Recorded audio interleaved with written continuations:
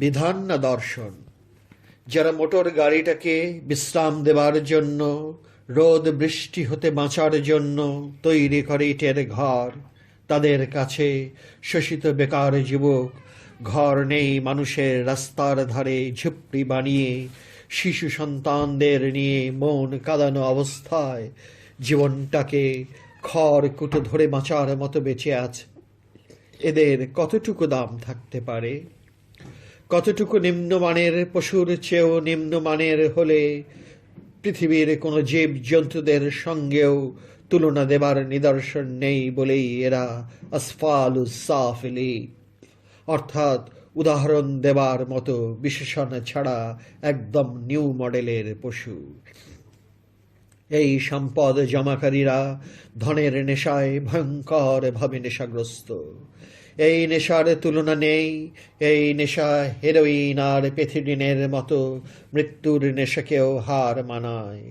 Heroin আর pethidine তো একটা যুবশক্তির মূলে আঘাত হানে, কিন্তু সম্পদ জমাকারীদের নেশা একটি দেশের অধিকাংশ মানুষের নিম্নতম মানবিক শক্তির উপরই কেবল প্রচণ্ড আঘাত হানে না, বরং সামান্যতম বিবেকের বিন্দুটিকে পায়ের তলায় পিষিয়ে মারছে যখন দেখতে পাই প্রাণহীন লৌহের তৈরি মোটর গাড়িটা থাকে ইটের তৈরি দালানে, আর আল্লাহ পাক সর্বশ্রেষ্ঠ সৃষ্টি মানুষগুলো থাকে ফুটপাতের পাশে ঝুপড়িতে। হজরত ইমাম শাফি একবার দুঃখ করে বলেছিলেন যে পাক পঞ্চাতন অর্থাৎ মহানবী আলী, ফাতেমা, হাসান এবং হুসাইনকে ভালোবাসতে গিয়ে যদি শিয়াবাদ মাথায় তুলে নিতে হয়, তবে খোদার কসম আমার চেয়ে বড় শিয়া আর কেউ নাই।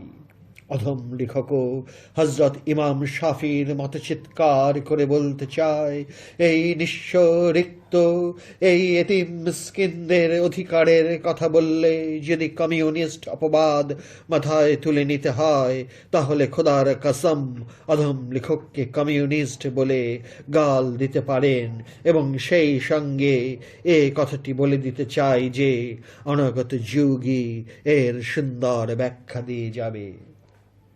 আমরা বালির বাঁধের মতো অনেক বই পুস্তকের বস্তা দিয়ে বাঁধ দিতে চেষ্টা করছি, কিন্তু এসব বই পুস্তকে আমাদের পরের প্রজন্ম খাকথু বলে এক লাদা থুথু নিক্ষেপ করে ঘৃণিত বেঈমান জানবে।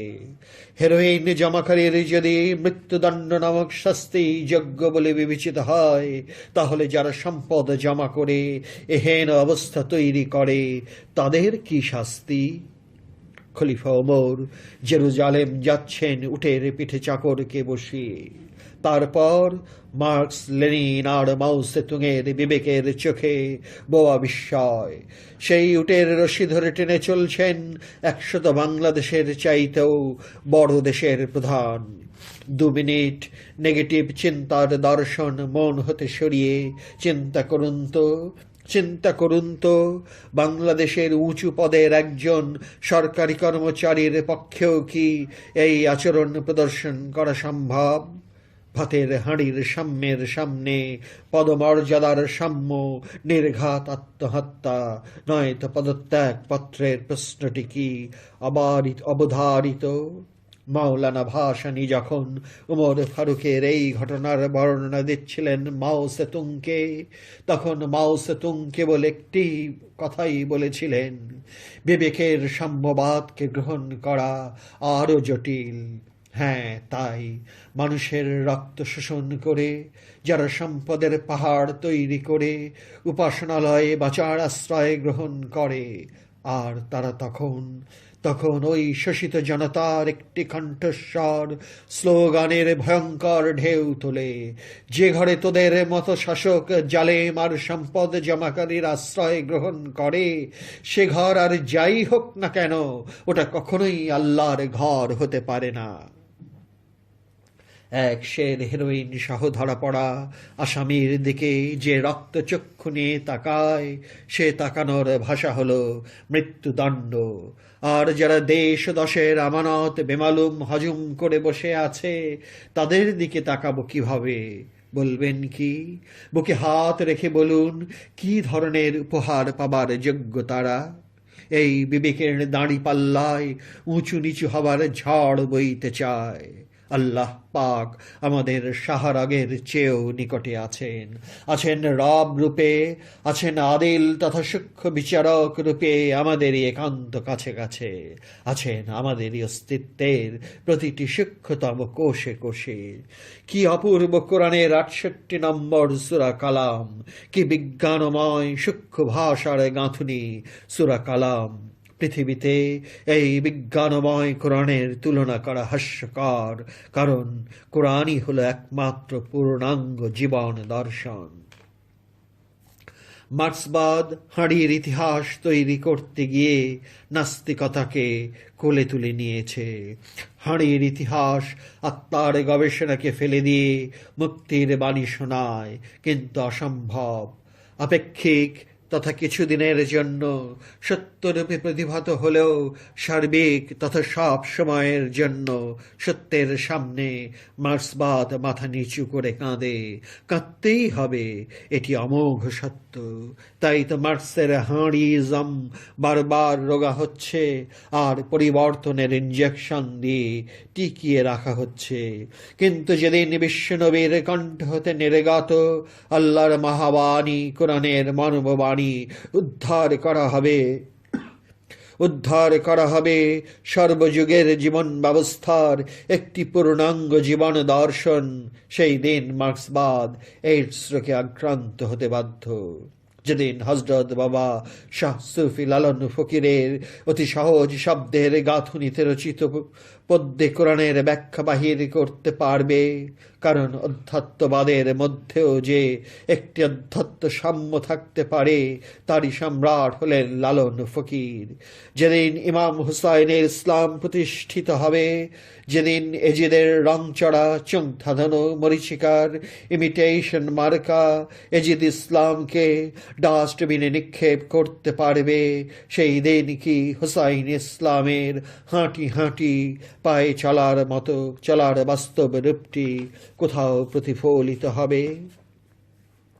দৈহিক মৃত্যুই যেখানে সব কিছুর শেষ সিদ্ধান্ত বলে ধরে নেওয়া হয় এই পৃথিবীটার জীবনটাই একমাত্র সত্য, সেখানে কেবল মার্ক্সবাদী নয়, বরং যে কোনো নব্য আর পুরাতন মতবাদের তথা ইজম রূপ আর যুক্তির নাচানাচির ঢং যতই আপাত নিখুঁত বলে মনে হোক না কেন, কিন্তু খুব ধীরে ধীরে যখন গর্তে পড়ে হাত পা ভাঙার অনেক দৃশ্য দেখতে পাবে, তখনই চালানো হয় ঔষধ আর ব্যান্ডেজ লাগাবার নূতন নূতন প্রয়োগ ব্যবস্থা। কারণ আপেক্ষিক সত্যের প্রশ্নে এরা দৈহিক মৃত্যুটাই সব কিছুর শেষ বলে সিদ্ধান্ত নেবার ঘোষণা করেনি, বরং সার্বিক সত্যরূপে চূড়ান্ত সিদ্ধান্ত নেবার ঘোষণা করা হয়েছে, যার দরুন প্রয়োগ পদ্ধতিটাই মুখ্য, এবং এই প্রয়োগ পদ্ধতিটার যতই নূতন নূতন ধারণ বাহির করা হোক না কেন, উহা হয়ে পড়ে একটি পূর্ণাঙ্গ জীবন দর্শনের পরিবর্তে একটি পূর্ণাঙ্গ জীবন বিধান। বারবার এই ভুলটি এত বেশি প্রচার করা হয়েছে, যার দরুন মগজ ধোলাই করার মতো পূর্ণাঙ্গ দর্শনের চেহারার ভুল নাম পূর্ণাঙ্গ জীবন বিধান বলা হয়। এজন্যই এর ফলটির অনেক রকম নাম হতে পারে, যেমন বস্তু সর্বস্ববাদ, যান্ত্রিক জীবন, আইন সর্বস্ব, ধমক দেবার বাহার, আত্মকেন্দ্রিকতাবাদ ইত্যাদি। এরকম ভাবে অনেক নাম দেওয়া যায়, এবং যার ফলে অধ্যাত্মবাদ, মরমীবাদ, সুফিবাদ, ফকিরি ইত্যাদি নামের পরকাল ভিত্তিক দর্শনগুলোকে কেমন করে গ্রহণ করা যায় এ চিন্তা না করে বরং ছুঁড়ে মারে যত সব জঘন্য গালাগালির বিশেষণ, যেমন অজ্ঞেয়বাদ, গাঁজাখুঁড়ি, ভণ্ডামি, ফুলবাবুর চিন্তাধারা, অলস মাথার বিকৃত ফসল ইত্যাদি। মৃত্যুর পরজীবন আছে, পুরস্কার আর শাস্তি আছে, যদিও এগুলো সাদা চোখে মোটেই ধরার উপায় নেই। তবু এই অধ্যাত্মবাদকে কেউ মারতে পারবে না। এটা সারা জীবন নাস্তিক্যবাদের পূজারী ও প্রচারক হওয়ার পরও দৈহিক মৃত্যুর সামনে এসে অকারণেই অধ্যাত্মবাদের কুয়াশা কাঁদায়। এটা যেন আগাছা মনে হলেও আপনি গজায়। জীবনে কোনোদিন চাষ করা তো দূরে থাক, মনেও করতে চাইনি। সেই অধ্যাত্মবাদ মৃত্যুর সামনে এসে আগাছার মতো আপনি গজিয়ে উঠবে। হ্যাঁ, গজাবেই, কারণ এটাই যে জীবনের পূর্ণাঙ্গ দর্শন, যা সে নিজের ইচ্ছায় নয়, বরং সামাজিক জীবন ব্যবস্থার আত্মবিরোধ দেখে বাদ দিতে বাধ্য হয়েছে। কিন্তু মানুষের দৈহিক মৃত্যু যতদিন থাকবে, ততদিন অধ্যাত্মবাদকে কেউ মেরে ফেলতে পারবে না। কারণ এটা এমনই এক জিনিস যা কেউ ঝেঁটিয়ে চিরবিদায় করে দিতে চাইলেও আবার আপন ঘরেই বুমেরাঙের মতো ফিরে আসে। লৌকিকতার অবগুণ্ঠনে অস্বীকার করছে, কিন্তু মৌনতার অবগুণ্ঠনে আধ্যাত্মবাদের দরজার সামনে মাথা নিচু করে ফুঁপিয়ে কাঁদছে। সত্যি আল্লাহ পাক, তুমি মহান না নিষ্ঠুর জানি না, জানার চেষ্টাও কোনোদিন করিনি, কিন্তু আজ বিদায়ের বেলায় কেন মনের মধ্যে একান্ত গর্তে তোমার কথা মনে হয়। যিশুর মহাক্ষমার দর্শন, এক গালে চড় মারলে আর এক গাল পেতে দাও। আল্লাহ, তুমি ওদের ক্ষমা করে দাও, ওরা যা করছে তা ওরা নিজেরাই জানে না। এরকম কত উপদেশকে, কত রকম কুৎসিত আর জঘন্য বিশেষণের কাপড় পরিয়েছি, কিন্তু মৃত্যুর শেষ প্রান্তে এসে অকারণেই বুকে জড়িয়ে ধরে সবার অলক্ষ্যে মাথা নিচু হয়ে যাচ্ছে। তবে কি ওই ক্ষমার বাণী সার্বিক সত্য?